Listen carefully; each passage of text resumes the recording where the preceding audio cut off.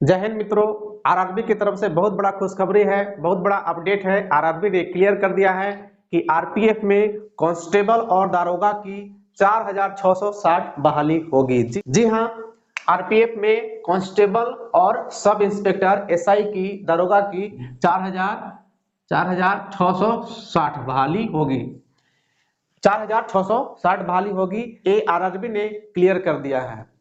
आप सभी को कुछ दिन पहले न्यूज़पेपर के माध्यम से अवगत कराया गया था कि यह जो बहाली प्रक्रिया है वो बहाली प्रक्रिया ली जाएगी, लेकिन आरआरबी ने रोजगार समाचार पत्र के माध्यम से क्लियर कर दिया है कि यह जो आरपीएफ में कांस्टेबल और सब इंस्पेक्टर की बहाली ली जाएगी, वह भी आपको 4660 पोस्ट के लिए, वो भी 4660 पोस्ट के लिए ली जाएगी। लोग आंकड़ा लगा रहे थे कि कितना बहाली आएगी, कितना वैकेंसी आएगा, अपने अपने अनुमान से लोग बता रहे थे, लेकिन आरआरबी ने रोजगार समाचार के माध्यम से बिल्कुल साफ कर दिया है। सूचना के माध्यम से बता दूं, रोजगार समाचार का जो नोटिस आता है वो बिल्कुल सत्य आता है, बिल्कुल 100% सत्य होते हैं, क्योंकि जितने भी सेंट्रल वैकेंसी आते हैं उसमें सभी के सभी पहले आपको न्यूज़पेपर के माध्यम से अवगत कराया जाता है, इसके बाद आपको रोजगार समाचार के माध्यम से अवगत कराया जाता है, और इसके बाद आपको फॉर्म भरने के लिए, फॉर्म फिलअप करने के लिए आधिकारिक रूप से नोटिफिकेशन जारी किए जाते हैं और पोर्टल ऑन किए जाते हैं। जैसा कि आप देख रहे हैं, रेलवे भर्ती बोर्ड आरआरबी की तरफ से यह है आरपीएफ 01 बटा 2024 एवं आरपीएफ 02 बटा 2024 दो सूचना निकाली गई है। एक है सब इंस्पेक्टर के लिए और एक है आपका कांस्टेबल पद के लिए। जैसा कि आप देख रहे हैं, क्रम संख्या 1 आरपीएफ 01 बटा 2024, पदनाम आप देख सकते हैं। पदनाम जो दिया गया है इस सूचना में सब इंस्पेक्टर, और 7वें सीपीसी के अनुसार वेतनमान जो दिया गया है 06, यानी आपको लेवल जो है, लेवल जो सब इंस्पेक्टर का लेवल है, जो वेतनमान का जो लेवल है वो 6 दिया जाएगा। 6 वेतन लेवल पर आपको बहाल किया जाएगा सब इंस्पेक्टर के लिए। सब इंस्पेक्टर के लिए आप देखिए शैक्षणिक योग्यता की बात किया गया है, तो शैक्षणिक योग्यता है किसी भी मान्यता प्राप्त से स्नातक, ग्रेजुएशन की बात किया गया है। और इसमें आपको बताया गया है, जैसा कि आप देख रहे हैं, कि इसमें परसेंटेज के कोई जिक्र नहीं किया गया है। आप सिंपली ग्रेजुएशन है, आप सिंपली स्नातक है किसी भी स्ट्रीम से, किसी भी सब्जेक्ट से, तो आप इसके लिए एलिजिबल हैं, सब इंस्पेक्टर के लिए एलिजिबल हैं। इसके बाद आपको जिक्र किया गया है प्रारंभिक वेतनमान। जैसा कि आप देख रहे हैं, प्रारंभिक वेतनमान सब इंस्पेक्टर के लिए है तो 35,400 आपको दिया जा रहा है, 35,400। तो 35,400 कहने का मतलब ये नहीं है कि आपको 35,400 रुपये दिए जाएंगे। इसमें बहुत सारा चीज आपको एचआरए ऐड किए जाएंगे, मेडिकल ऐड किए जाएंगे, इसके अलावा भी और बहुत सारे अलाउंस ऐड किए जाएंगे। तो लगभग में हम देख सकते हैं कि 50 से 55,000 रुपया आपको प्रारंभिक वेतनमान मिलने वाला है स्टार्टिंग में सब इंस्पेक्टर के लिए। इसके बाद हम एज की बात कर ले तो एज आपका आप देख रहे हैं, एज मिनिमम 20 और मैक्सिमम 28 ईयर्स दिए गए हैं। आगे हम बताएंगे और एज के बारे में डिटेल, आप सिर्फ नोटिफिकेशन को, आप इस सूचना को आप देख लीजिए। आपको इसमें ओबीसी एससी एसटी जो केंद्र सरकार द्वारा आरक्षण दिए जाते हैं उन सभी का आरक्षण इसमें जोड़ा जाएगा, उन सभी के आरक्षण दिया जाएगा। 3 साल 5 साल का जो आरक्षण है उसमें भी ऐड किया जाएगा, 28 प्लस में आपका आरक्षण मिलने वाला है। रिक्ति की संख्या देखिए, रिक्ति की जो संख्या है कितना इसमें दर्शाया गया है, तो सब इंस्पेक्टर के लिए रिक्तियों की संख्या है 452 रिक्तियों की संख्या है। इसी तरह से आप क्रम संख्या 2 को देखिए, आरपीएफ 01 बटा 2024, पद नाम आप देख रहे हैं, पद नाम कांस्टेबल है, और यह है 7वें सीपीसी के अनुसार वेतन का जो स्तर है वो 3 मिलने वाला है, यानी कांस्टेबल के लिए लेवल 3 मिलेंगे वेतन में। और इसमें शैक्षणिक योग्यता की क्या बात किया गया है, तो भारत सरकार द्वारा मान्यता प्राप्त बोर्ड से 10वीं उत्तीर्ण, 10th उत्तीर्ण। इसमें भी आपको परसेंटेज का कोई जिक्र नहीं किया गया है, परसेंटेज क्या होना चाहिए, कितना होना चाहिए, उसका कोई मतलब नहीं है। सिर्फ और सिर्फ आपको 10वीं पास होना चाहिए भारत सरकार द्वारा मान्यता प्राप्त बोर्ड से।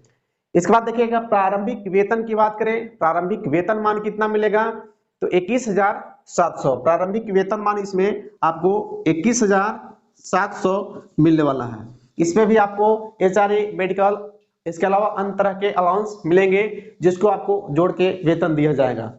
एज के बात कर लेते हैं, कांस्टेबल की एज के बात कर लेते हैं, तो देखेंगे एज दिया हुआ है मिनिमम 18 साल, मिनिमम इसमें 18 साल दिया गया है और मैक्सिमम जो एज है वो 28 साल। इसमें भी एज में भी आपको छूट मिलने वाले हैं।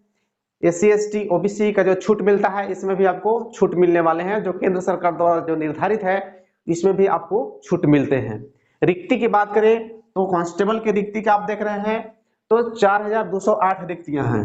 कांस्टेबल की रिक्ति की बात करें तो 4,208 रिक्तियां हैं, ठीक है।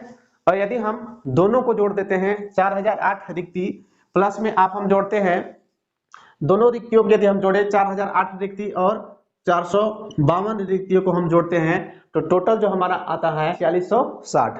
तो कांस्टेबल और SI दोनों पोस्ट को मिलाकर 4660, 4,660 वैकेंसी निकाला गया है RRB के तरफ से। अब इसमें देख लेते हैं एक बार, इसमें देखेंगे इसमें जो सूचना में दिया गया है आवेदन प्रारंभ की तिथि, यानी किस दिन से आवेदन प्रारंभ होने वाला है। RRB का ऑनलाइन प्लेटफॉर्म खुलने वाला है जिसपे आप आवेदन कर सकते हैं। यह जो बहाली प्रक्रिया है ऑफलाइन नहीं है, ऑनलाइन है। ऑनलाइन आपको फॉर्म भरना है।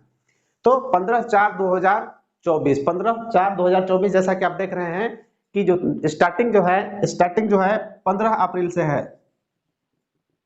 फॉर्म भरने के लिए आपको स्टार्टिंग समय दिया गया है, फॉर्म भरने के लिए स्टार्टिंग समय दिया गया है 15 अप्रैल। 15 अप्रैल से स्टार्ट है और लास्ट जो फॉर्म भरने का होगा, लास्ट टाइमिंग होगा वो आप देख सकते हैं 14/5/2024 है।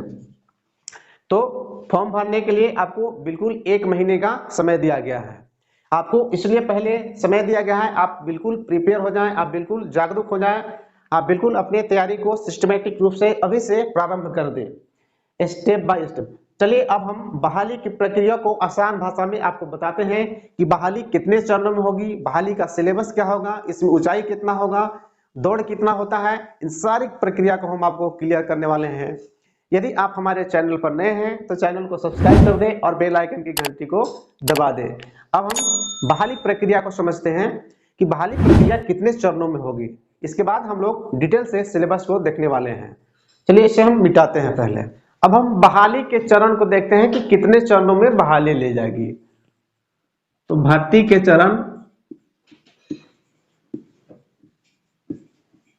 चरण को देखते हैं कि कितने चरणों में, या RPF, कांस्टेबल और SI दोनों के मैं बात करूंगा, साथ साथ में बात करूंगा। तो आप समझ लीजिए कि जो परीक्षा जो होगी, परीक्षा वह CBT मोड में होगा, CBT मोड में होगा, यानी कंप्यूटर बेस्ड टेस्ट होने वाला है। आपको ऑनलाइन एग्जाम होने वाले हैं, ऑफलाइन एग्जाम नहीं होंगे। इसके बाद आपको फिजिकल होता है, फिजिकल होगा। इसके बाद आपको फिजिकल टेस्ट होंगे। तो फिजिकल टेस्ट क्या क्या होगा इसको आगे हम लोग क्लियर करने वाले हैं, फिजिकल टेस्ट को। इसके बाद आपका DV डॉक्यूमेंट वेरिफिकेशन होंगे, आपको डॉक्यूमेंट वेरिफिकेशन किया जाएगा। डॉक्यूमेंट वेरिफिकेशन के बाद आपकी ज्वाइनिंग होगी। तो यानी जो भर्ती प्रक्रिया है, यह जो प्रक्रिया है 3 स्टेप में लिया जाएगा। पहला जो स्टेप होगा, आप ऑनलाइन एग्जाम देंगे, आपका परीक्षा होगी। इसके बाद फिजिकल होगा, दौड़ होगा, हाइट होगा, चेस्ट नाप होगा। इसके बाद DV होगा। अब हम लोग विस्तार से देखते हैं, एक एक करके विस्तार से देखते हैं इन सभी चीजों को। सबसे पहले हम देखते हैं परीक्षा सिलेबस को, हम लोग देखते हैं, सिलेबस देख लेते हैं। तो इसका सिलेबस क्या होने वाला है, कांस्टेबल और SI दोनों स्तर से आपका सिलेबस क्या होने वाला है। तो देखिए कांस्टेबल का जो स्तर है आपका 10 लेवल तक पूछा जाएगा, उसका स्तर 10th होगा। और SI का जो आपका लेवल होगा, परीक्षा का जो स्तर होगा, प्रश्न के जो कठिनाइयां होंगे वो आपको ग्रेजुएशन लेवल पर होगा। इसलिए सिलेबस सेम रहेंगे, सिर्फ पूछने का जो तरीका है, पूछने का जो स्तर है वह बदल जाएगा।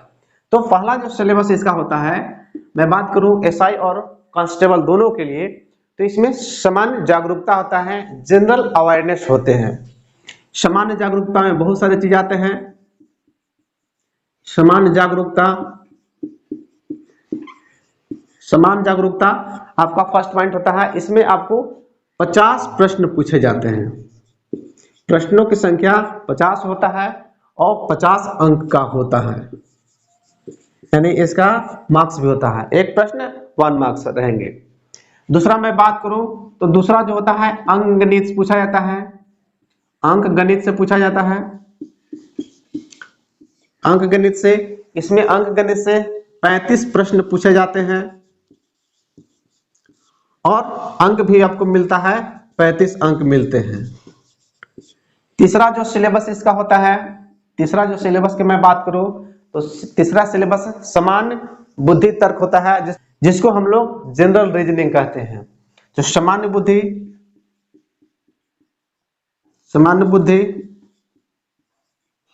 तर्क से प्रश्न पूछे जाते हैं। प्रश्नों की संख्या 35 होगा, प्रश्नों की संख्या 35 होंगे और आपको 35 अंक भी मिलने वाले हैं। तो यदि हम टोटल अंक को जोड़ें, कितने टोटल अंक हो गए, तो टोटल 120 अंक होते हैं। टोटल हम जोड़े, टोटल 120 अंक होते हैं। टोटल 120 अंक पर ही आपका मेरिट निर्धारित किया जाएगा। आप इसी बीच मैं आपको सूचना दे दूं कि मैं अपने चैनल के माध्यम से, द पीके क्लास के माध्यम से 50-50 विद्यार्थियों को, 50 कांस्टेबल और 50 एसआई विद्यार्थियों के लिए मैं फ्री में तैयारी करवा रहा हूं। 50-50 विद्यार्थियों का मैं फ्री में तैयारी करवा रहा हूं। इसलिए आप अपना नाम, अपना पद, जिस पद के लिए, जिस पोस्ट के लिए आप अप्लाई करने वाले हैं और आप कौन सा स्टेट से हैं, 3 चीज लिखकर आप मेरे व्हाट्सएप पर 9693454341 पर आप व्हाट्सएप कर सकते हैं। आपको व्हाट्सएप करना है, कॉल नहीं करना। तीनों चीज को लेकर आप व्हाट्सएप कीजिएगा। मैं आपको व्हाट्सएप, इसका मैं एक ग्रुप बना रहा हूं, मैं आपको ग्रुप में ऐड कर लूंगा। इसके बाद इसी ग्रुप के माध्यम से आपको सूचना दिया जाएगा कि कब से हम क्लास स्टार्ट कर रहे हैं। अब हम चलिए बात करते हैं फिजिकल टेस्ट के बात करते हैं। Physical constable